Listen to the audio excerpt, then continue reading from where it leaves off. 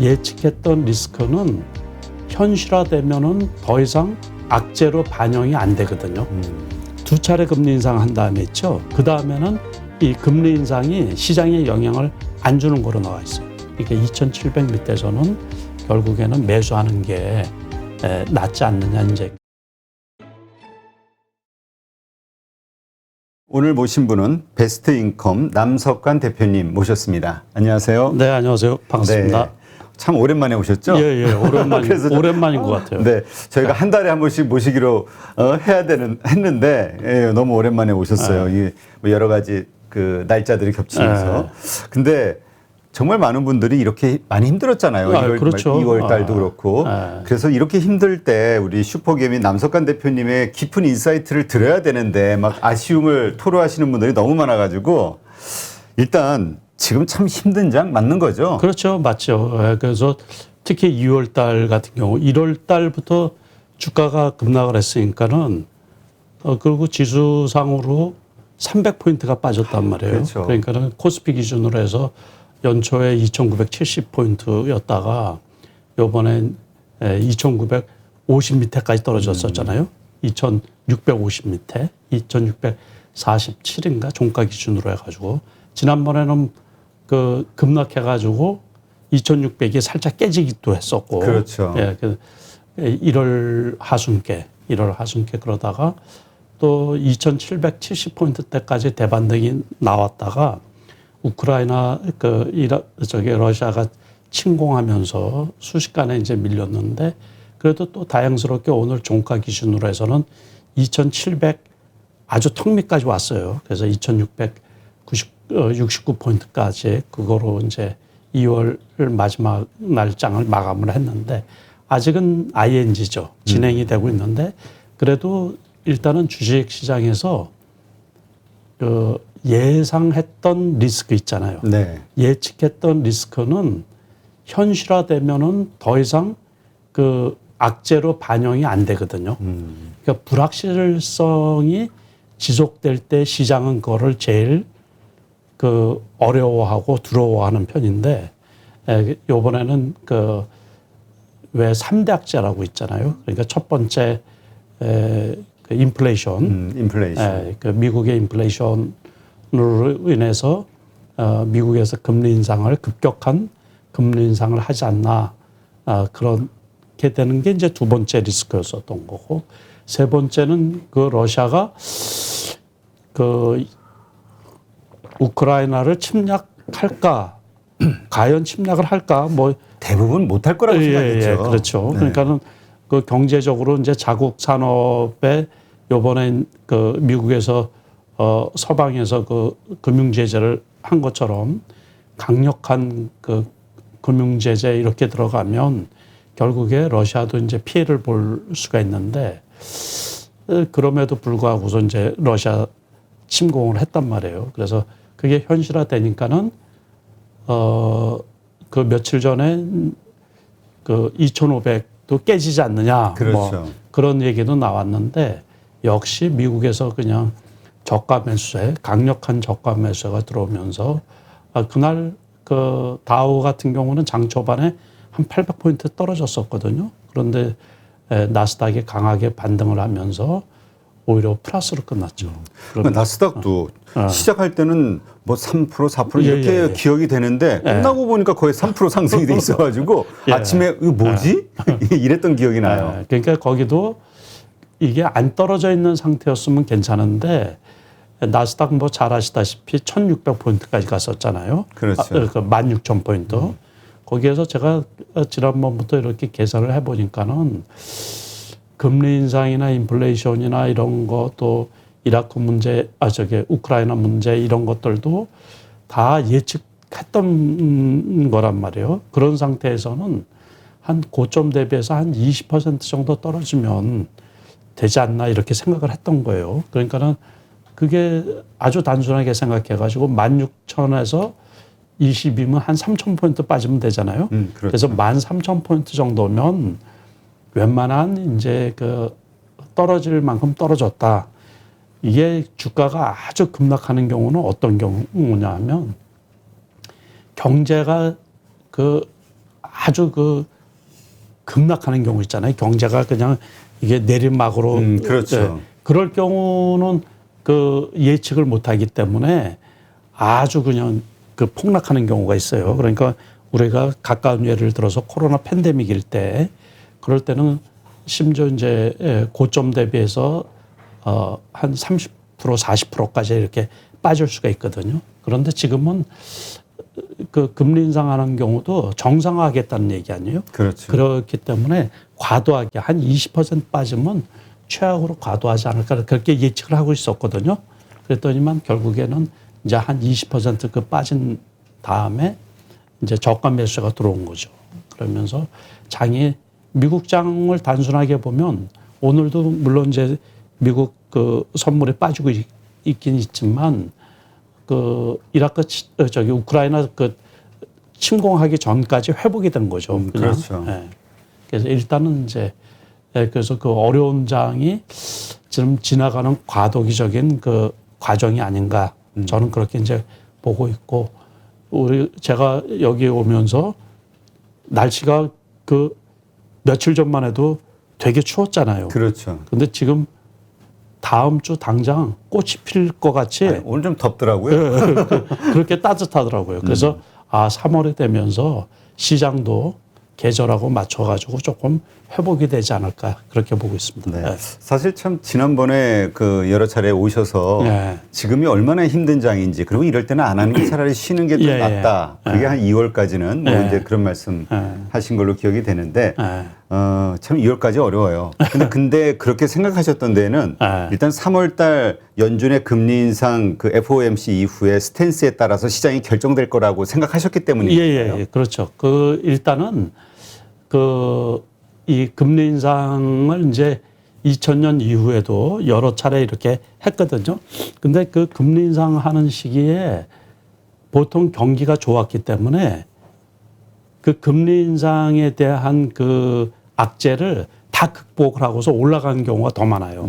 그래서 첫 번째 요번에도 이 70년 만에 또는 뭐 40년 만에 인플레이션이라는 이런 말들이 있기 때문에 금리 인상을 얼마 전만 해도 전반기, 상반기에만 1%대 금리 인상을 해야지 되고 그리고 올해 전체로는 6차례 내지 7차례 0.25%포인트 식으로 해가지고 꾸준히 금리를 올려야지 되지 않느냐 이제 그런 말이 나왔는데 통계적으로 과거 데이터를 보면은 2차례 금리 인상한 다음에 있죠. 그 다음에는 이 금리 인상이 시장에 영향을 안 주는 거로 나와 있어요.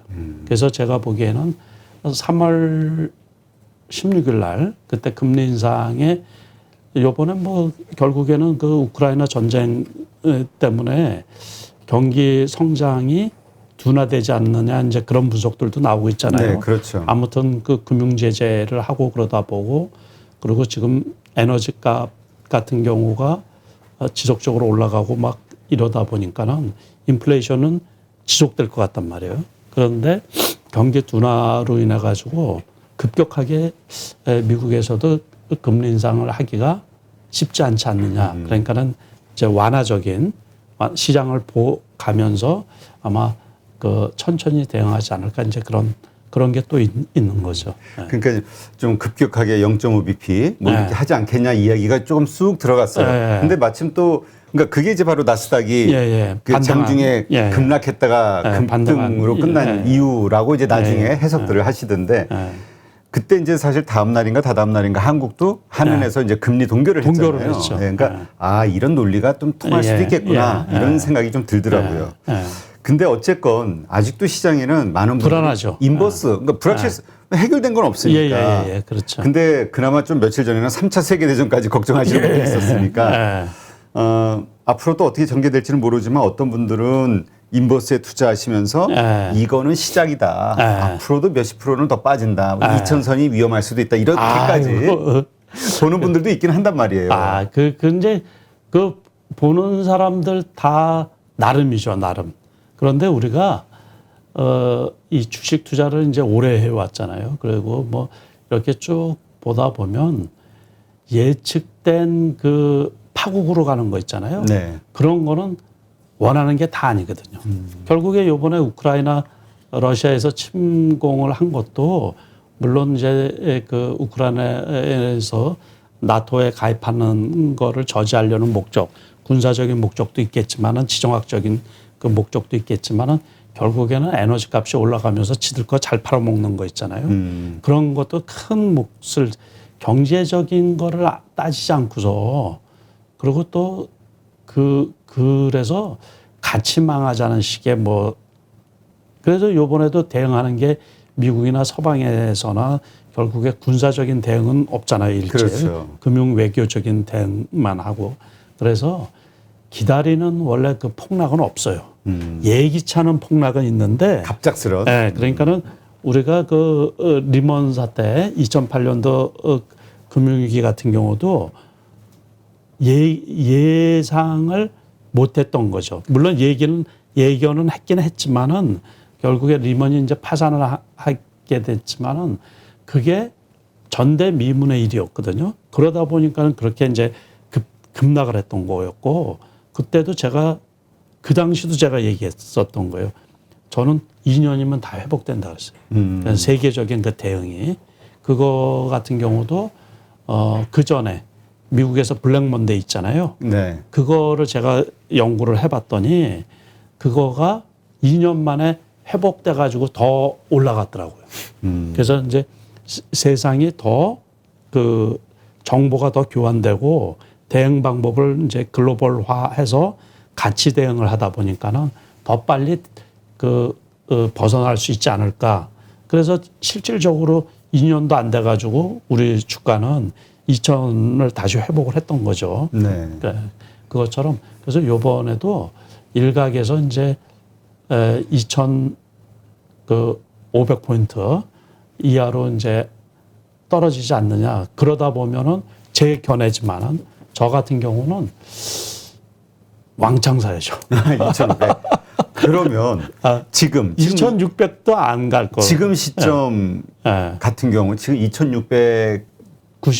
그러니까 한 2,700 정도라고 보고 2,700짜리에서는 아직은 매수할 기회는 아니라고 보시나요? 아니요. 그래도 웬만큼 해도 돼요. 그래서 저도 일견 조금씩 제가 지난해 9월 달부터 말씀을 드렸던 거잖아요. 앞으로 6개월 동안은 자신 없는 분들은 아예 주식을 하지 말라고. 그래서 6개월이 이제 만료가 된 거예요. 그래서 2월 달까지 하지 말라고 구체적으로 그런 말씀을 드린 사람도 이 유튜브나 이런 데서 강의하는 사람 치고서 날짜까지 딱 그 기간을 딱 설정해서 말씀드린 분은 저밖에 없는 거로 알고 있고 저도 되게 부담스럽잖아요 이게. 그렇죠. 그게 이제 투자하는 데 있어서 그 어떤 표라 그럴까? 그런데 그 시장이 제가 보기에는 이제 요번에 2,600 빠졌던 것도 시장 상황을 볼 줄 알아야 돼요. 그때는 왜 그랬냐면 사람들이 너무 이제 이 공포에 질려가지고 그러다 보니까는 이제 무차별 매도 언더슈팅이 발생을 한 거죠. 근데 정신 차리고 나다 보니까는 지금 코로나가 끝나간단 말이에요. 그렇죠. 어쨌든 우리나라 같은 경우는 16만, 17만 이렇게 이제 매일같이 확진자가 발생을 하고 있는데 미국을 비롯해서 유럽 쪽 같은 경우는 마스크도 의무화시키지 않았잖아요. 그러니까 오미크론이 미국 같은 경우에도 뭐 절반 이하로 확 떨어졌단 말이에요. 그러니까는 그러면서 이제 대면 사업 쪽, 그러니까 다시 말해서 포스트 코로나 이후에 경기 재개에 관련 주식들이 급등을 했다고요. 그러다 보니까는 떨어진 부분을 상쇄할 수가 있는 거예요. 그리고 요번에 1월 달 같은 경우에 상당히 많이 떨어졌던 게임주들 그렇죠. 같은 경우나 엔터주들 중에서도 일부 엔터주 이런 것들은 꽤 회복이 됐거든요. 그러니까는 다시 말해서 악재가 노출이 되잖아요. 그러면 이제 그게 시장에 반영이 됐단 말이에요. 네. 아직도 진행형인 경우가 있지만 웬만한 악재가 그 당시는 나오면서 이제 실적 둔화나 이런 것들이 나오면서 같이 맞물려 가지고 주가가 급락을 한 거예요. 2,600포인트도 일시적으로 깨졌는데 제가 보기에는 제가 제 견해지만은 제가 보기에는 2,600만 와도 저 같은 경우는 만약에 풀로 매수하겠다는 얘기예요. 네, 그러니까는 그래서 지난번에 이제 2,650 밑에 있을 때 그날도 조금 사긴 샀는데 그러면서 뭐 요 근래 2,650선 그러니까 2,700 밑에서는 결국에는 매수하는 게 낫지 않느냐 이제 그렇게 보고 있거든요. 그러니까 이번에 이런 어려운 상황이 딱 생기니까 이 제가 댓글창 12시에 이제 라이브 방송을 하다 보니까 실시간으로 이제 댓글 올라오는 걸 보니까 이 성향이 비관적인 분은 엄청 그 뉴스의 공포에 빠져가지고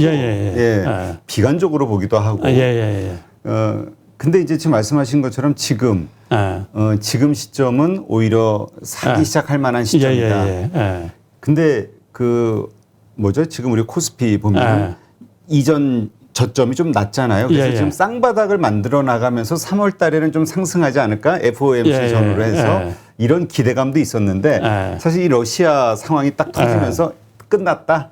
쫙 빠질 거다. 그래. 그것도 실제로 그럴 것 같았는데 아니에요. 또 지키면서 아니죠. 반등을 하고 있단 말이죠. 그러니까는 이게 어려운데 이제 차트상으로는 급반등하기는 어려워요. 다시 말해서 이제 차트상으로 보면 그래서 우리가 기술적 지표를 이렇게 살펴보면 그 대반등이 일어나서 이렇게 뭐 치고 올라가고 하기는 시장 동력이 좀 낮고 그러니까는 2,600, 2,700에서 왔다 갔다 하면서 바닥 따지기로 해가지고 제가 보기에는 제 입장에서는 2,650만 다시 와도 적극적으로 더 매수를 하지 않을까 이제 그런 생각을 하고 있는 거예요. 그러니까는 그렇다고 해가지고 지금 그래프상으로 기술적으로 벌써 턴에서 이렇게 올라가는 종목들이 있거든요. 리오프닝 주들 많이 오르는 것 같아요. 그런 것들도 있고 HMM 같은 경우도 꽤 올랐어요. 그렇죠. 실적이 괜찮다고 하면서. 근데 이제 그런 것들은 벌써 이제 올라갔던 것들은 벌써 또 이렇게 그 그래프로 따지면 이제 내려오는 그래프 있잖아요. 장기 이동 평균선에 맞아가지고서 이렇게 좀 조정을 보여. 그러니까는 하락장에서 미리 선제적으로 올라갔던 거는 다시 또 하락을 어느 정도 하는 경우가 있고, 그러니까 HMM 같은 경우도 지금 32,000원까지 갔다가 28,000원까지 지금 떨어져 있는 거거든요. 그러면 그 고점 대비해서는 그 한 4,000원, 3,000원 이 정도 떨어졌으면 고점 대비해서는 꽤 떨어진 거죠. 그렇죠. 네, 그러니까 그런 식의 패턴이 나온다는 얘기예요. 전부 다. 그러니까 종목별로 이렇게 따져보면 그리고 그 아주 급락을 해가지고 투자자들한테 속을 많이 썩였던 그 크래프톤 같은 경우도 차트를 보면은 지금 뭐 치고 올라가기는 어렵지만은 바닥 따지기 하는 게 이렇게 보이거든요. NC 소프트 같은 경우는 아직은 바닥 따지기가 아직 안 보여요. 그러니까 저점이. 더 하락할 수 있겠네요. 그래도 하락은 제한적이지 않을까 싶은 거예요. 그러니까는 무조건 이렇게 하락하는 게 아니고 이게 이제 기술적으로 제가 나중에 기회가 되면 차트를 가지고서 좀 공부를 시키면서 이게 설명을 해드리겠는데 역배열 중에서도 아주 나쁜 형태가 있거든요. 그러다 보면 그 이제 5일선이 바로 밑에서 눌러서 이렇게 하는데 그거를 이제 뛰어넘어요. 이렇게 뛰어넘으면서 이렇게 바닥 따지는 게 이렇게 보이고 그러면서 그 시그널로 이렇게 이제 나타내 주는 게 있는데 코스피 지수 자체가 아직은 이렇게 이제 그 바닥 따지기 모양이 아직은 덜 나오는 편이거든요.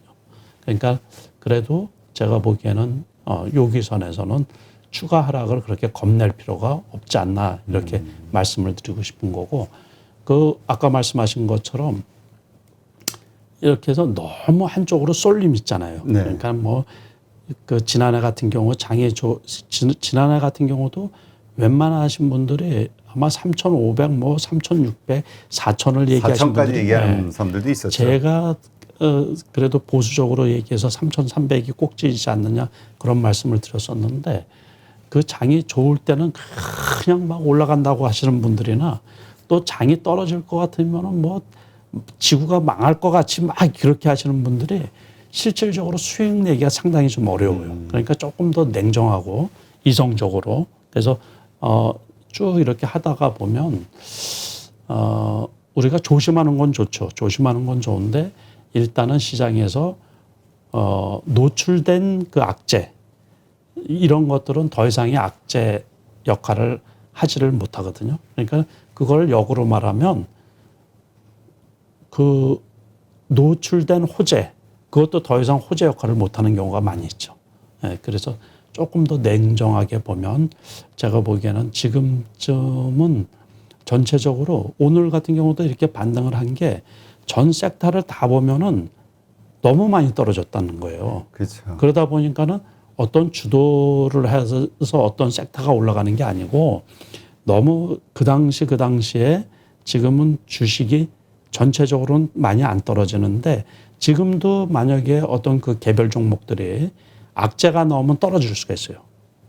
악재가 나오면. 근데 이제 대형주 같은 경우는 악재가 웬만한 것들이 다 노출이 된 거기 때문에 카카오 같은 경우만 해도 제가 지난번에 말씀을 드릴 때만 해도 이제 먹튀 논란하고 이런 여러 가지가 악재가 나왔잖아요. 그렇죠. 그래서 그게 다 나오다 보니까는 그 카카오 측에서 지금 이 대표 새로 해가지고 15만 원대까지는 이제 그 월급도 안 받겠다고 그 얘기를 한 거 아니에요. 그러다 그렇죠. 보니까는 최저임금제만 받겠다. 네, 그래서 이제 주주 친화적인 그 욕을 많이 먹다 보니까 좀 정신을 차린 거예요. 그래서 자사주를 매입해가지고 소각을 시키겠다고 한 거죠. 그래서 2년 내에 15만 원까지는 최대한 만들도록 애를 쓰겠다. 그러면서 벌써 주가가 이제 그 8만 원 후반대까지 있었는데 저 같은 경우도 8만 9천 원에 샀거든요. 네. 그래서 지금 9만 4천 원대 있죠. 그러니까는 9만 3천 원, 4천 원대 있는데 그것처럼 이렇게 지금 올라오는 종목들이 꽤 있어요. 근데 일단은 그 주식이라는 게 참 묘한 게 추세라는 게 있어요. 추세. 네, 그래서 지수 자체가 어떤 고점이라 그러면은 어떤 이유를 대설해도 떨어질 만큼 떨어져야지 그 다음에 또 이렇게 다시 이제 그 세상 이치하고 똑같은 거죠. 우리가 화무 11홍. 네, 그 화무 11홍도 좋은 말씀이고 달이 차면 기울듯이 달이 차면 기울듯이 또 기울었다가 다시 이렇게 올라가는 것처럼 어떤 그 파동이라고 해도 되고 주식이 이제 오버슈팅을 한 부분이 있다 보니까는 많이 떨어졌다가 지금은 이제 언더슈팅 구간이지 않나. 저희가 보기에 2,700 이하는 언더슈팅이라고 이렇게 보고 있고 그러다 급격하게 회복은 되지 않지만은 그래도 제가 보기에 한 10월 정도 되면 2,900 넘어서 3,000포인트 근처까지 갈 수 있지 않을까 이렇게 이제 하반기 말 정도까지. 하반기 때 보면 네. 그래서